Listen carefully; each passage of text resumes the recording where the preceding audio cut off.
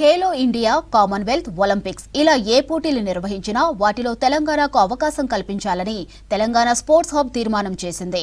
రాష్ట్రంలో స్టేడియాల నిర్వహణ, వసతులు మెరుగుపరచడం, కోచ్లు, ట్రైనర్లకు శిక్షణ, క్రీడా పాలసీలో వివిధ అంశాలపై ప్రణాళిక రూపకల్పన అమలుకు సబ్ కమిటీల ఏర్పాటుకు బోర్డు తీర్మానాలు చేసింది.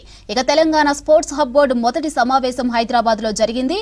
ఈ సమావేశంలో ముఖ్యమంత్రి రేవంత్ రెడ్డి పాల్గొన్నారు.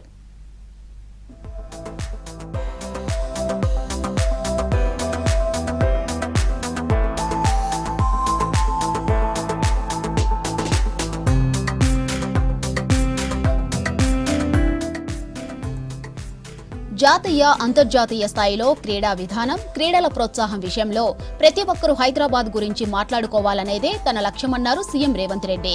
ఇక క్రీడా ప్రపంచానికి హైదరాబాద్ వేదికగా మారాలని ముఖ్యమంత్రి ఆకాంక్షించారు. తెలంగాణకు ఐటీ సంస్కృతి ఉందని, రాష్ట్రంలోని ప్రతి కుటుంబం తమ పిల్లల ఐటీ రంగంలో ఉండాలని కోరుకుంటున్నారని, అలాగే క్రీడా సంస్కృతి రావాలని తాను అభిలాషిస్తున్నట్లు సీఎం రేవంత్ రెడ్డి తెలిపారు.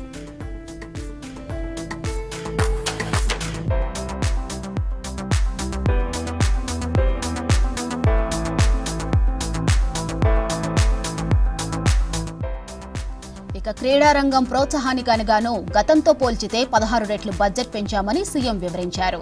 జాతీయ, అంతర్జాతీయ స్థాయిలో రాణించిన క్రీడాకారులకు ప్రోత్సాహకాలు ఇవ్వడంతో పాటు ప్రభుత్వ ఉద్యోగాలు కల్పించామని సీఎం తెలిపారు. క్రీడా రంగం ప్రాధాన్యతను పెంచేందుకు యంగ్ ఇండియా స్పోర్ట్స్ యూనివర్సిటీని ఏర్పాటు చేశామన్నారు.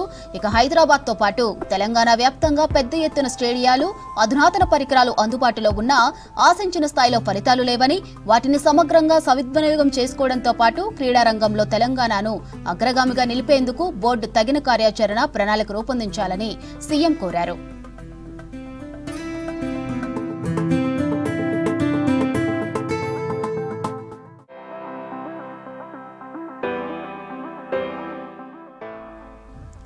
రానున్న 3 ఏళ్లలో సాధించవలసిన లక్ష్యాలపై బోర్డు తగిన కార్యాచరణ రూపొందించాలని సీఎం సూచించారు.